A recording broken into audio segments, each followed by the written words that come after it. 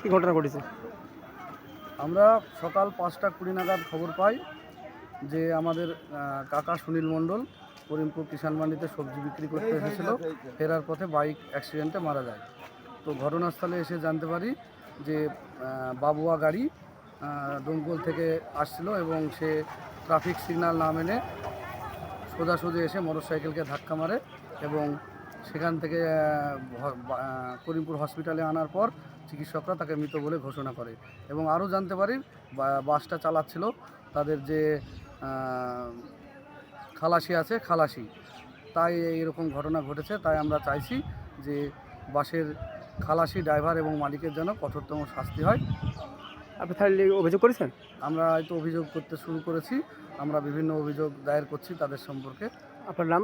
সুমন মণ্ডল। আপনার যিনি মারা গেছে কে হন? উনি আমার কাকা। বাড়ি কোথায়? বাড়ি বালিয়াশিয়া। ওনার বয়স এখন?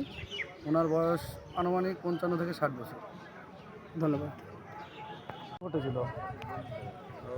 আনুমানিক 5টা 20 ওই সময় সুনীল মণ্ডল, আমাদের বালিয়াশিয়ার বাড়ি, ওনার সবজি বিক্রি করে বাড়ি ফিরছিলেন।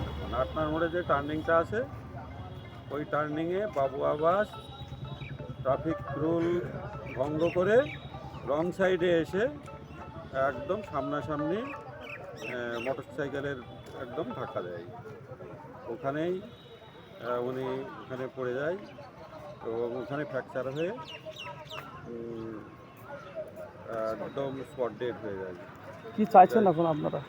ওখানে এই যে বাসের এরা বেপরোয়া গাড়ি চালানো, একদম ট্রাফিক আইন মানছে না, আর এইভাবে একদম চাষি মানুষ তাদের এইভাবে একটা প্রাণ চলে গেল। তার জন্যে উপযুক্ত বাস মালিকের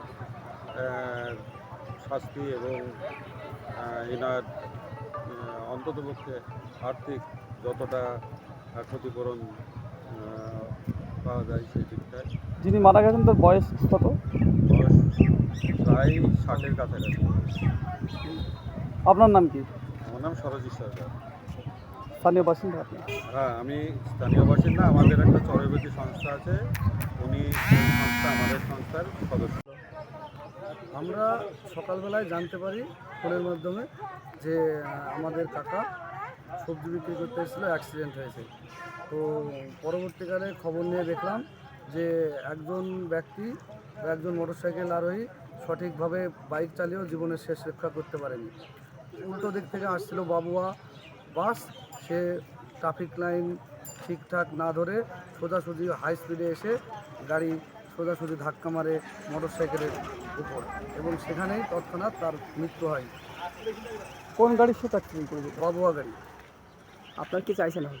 আমরা চাচ্ছি, আমরা আমাদের লোক মুখে শোনা গাড়িটা নাকি চালাচ্ছিল তার খালাসি।